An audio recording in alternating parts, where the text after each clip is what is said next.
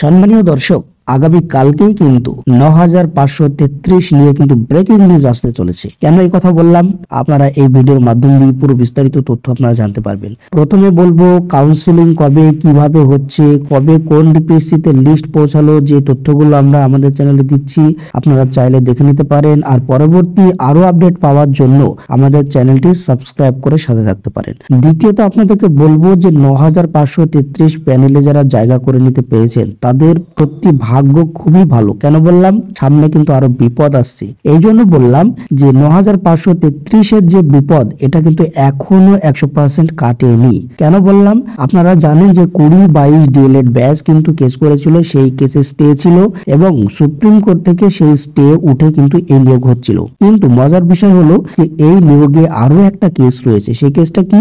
RTI মামলা case, যেটা 3929 2014 সালের সিট নাকি পড়ে আছে। এটা নিয়ে কিন্তু একটা কেস আছে, কিন্তু পর্ষদ যেটা বলছে যে এই সিটটা আমরা ক্যারি ফরওয়ার্ড করে দিয়েছি 11,765-তে। কিন্তু 3929 কিছু ক্যান্ডিডেট যারা মামলা করেছিলেন তারা তাদের বক্তব্য যে যোগ্য ক্যান্ডিডেট থাকা অবস্থায় কিভাবে সেটা ক্যারি ফরওয়ার্ড করতে পারে, এই নিয়ে কিন্তু এই কেসটা কিন্তু সুপ্রিম কোর্ট পর্যন্ত যায় এবং সুপ্রিম কোর্টে এই কেস চলছে। তো এইটা নিয়ে কিন্তু আরো বড় ধরনের ব্রেকিং নিউজ আসতে চলেছে। বন্ধুরা, আপনারা যারা 9533 প্যানেলে আছেন, এটা কিন্তু একটা বিরাট পরীক্ষার বিষয়, কারণ আগামী কালকে সম্ভবত এই কেস উঠতে চলেছে। আমার যদি ভুল না হয়, যদি আমি আরো তথ্য পাই পরবর্তী ভিডিওতে জানাবো।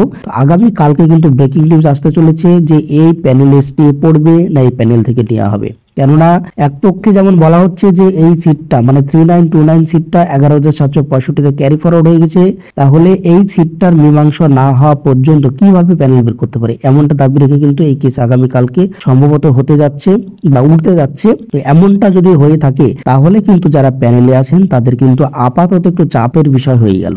যদিও 23 জেলা সম্ভবত 23 জেলা বিভিন্ন ভাবে তারা কাজ করে যাচ্ছে, আইনিগতভাবে তারা কাজ করছেন যাতে কোনো রকম ভাবে প্যানেলে স্টে না পড়ে, অ্যাটলিস্ট জয়েন করা যায়, সেটা নিয়ে কিন্তু দুর্দান্ত ভাবে কাজ করছে। তবে এটার একটা ভাগ্য পরীক্ষা কিন্তু আগামী কালকে তৈরি হয়ে যাবে। কালকেই ক্লিয়ার হয়ে গেলে কিন্তু আপনাদের কালকে থেকে তার পরের দিন থেকে কিন্তু কাউন্সেলিং শুরু হয়ে যাওয়ার সম্ভাবনা বেশি। আর যদি স্টে পড়ে যায় তাহলে কিন্তু আবার একটা জটিলতা তৈরি হয়ে গেল। তো বন্ধুরা, যারা এই আপডেট পেতে চাইছেন আমাদের চ্যানেলের সাথে থাকুন, কালকে এই তথ্য সরাসরি আপনাদেরকে জানানো হবে।